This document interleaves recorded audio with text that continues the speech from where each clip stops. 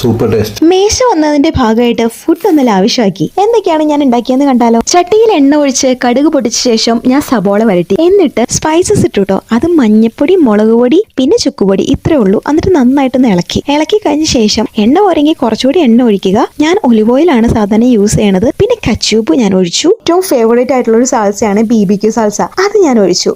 പിന്നെ കഴുകി വെച്ചിരിക്കുന്ന കല്ലുമ്മക്കായ ഭയങ്കര വൃത്തിയായിട്ടാണ് കഴുകിയത്. അടുത്ത വ്ലോഗിൽ എങ്ങനെയാണ് ഇത് കഴുകുന്നത്, ക്ലീൻ ആക്കുന്നത് പറഞ്ഞുതരാം. അപ്പോൾ നമ്മുടെ റെസിപ്പി ഇതാണ് കേട്ടോ, ഒരു സ്പാനിഷ് ഇന്ത്യൻ കുഷ്യൻ മോഡലാണ്. ഇനി നമുക്ക് രണ്ടാമത്തെ ഫുഡ് ഉണ്ടാക്കാം. അതിനായിട്ട് വേപ്പിലയും കടുകും കൂടി ഞാൻ പൊട്ടിച്ച് ആദ്യം തന്നെ വെച്ചിരുന്നു. പിന്നെ നമുക്ക് കുറച്ച് സബോള വഴറ്റിയത് വേണമായിരുന്നു. നേരത്തെ സബോള വഴറ്റിന്ന് കുറച്ച് ഞാൻ മാറ്റി വെച്ചിരുന്നു. അത് നന്നായിട്ട് വഴറ്റിയ ശേഷം അരിഞ്ഞു വെച്ചിരിക്കുന്ന ക്യാരറ്റ് ഞാൻ ഇട്ടു. എന്നിട്ട് കുറച്ച് ഉപ്പ് ഇട്ടു. നമ്മൾ ഉപ്പ് വേറെ നേരത്തെ ചേർത്തിട്ടുണ്ടായിരുന്നില്ല, അതുകൊണ്ടാണ് കേട്ടോ ഉപ്പ് ഇടുന്നത്. എന്നിട്ട് നന്നായിട്ട് ഒരു ഹാഫ് കുക്ക് ആയി കഴിയുന്ന സമയത്ത് തേങ്ങാപ്പൊടി ഇടുക. അപ്പൊ കറി റെഡി. ഞാൻ മൂന്നാമത് ഉണ്ടാക്കിയത് മുട്ട ഇതുപോലെ ചിക്കി പൊരിച്ചതാണ്. ഈ ചാൻ ഒരുപാട് ഇഷ്ടമാണ്. ഞാൻ ഒരു കുഞ്ഞു മോരുകറി ഉണ്ടാക്കി. വേറെ ഒന്നുമല്ല, സാധാരണ മോരുകറി ഉണ്ടാക്കുന്ന പോലെ ഒന്നും അല്ല ഉണ്ടാക്കിയത്. എന്റെ രീതി ഒരു തട്ടിക്കൂട്ട് മോരുകറി. ഒഴിച്ചുകറിക്ക് വേണ്ടിയിട്ട് പരീക്ഷണം എന്നവണ്ണം ഞാൻ ഉണ്ടാക്കി നോക്കിയതാണ്. എന്തായാലും മോരുകറി റെഡി. അങ്ങനെ ഞങ്ങളുടെ ആദ്യത്തെ ഫുഡും ഈ മേശയിൽ തന്നെ ഇരുന്നു അല്ലേ?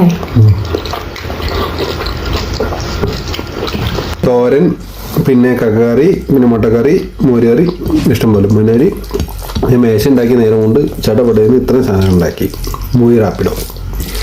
പിന്നെ അതിന് ഫുഡ് ഉണ്ടാക്കാൻ ഭയങ്കര സ്പീഡാണ്. Super taste. അപ്പൊ പുതിയ മേശയും ഫുഡും ഒരുമിച്ച് അല്ലേ ചങ്ങതി? മതി.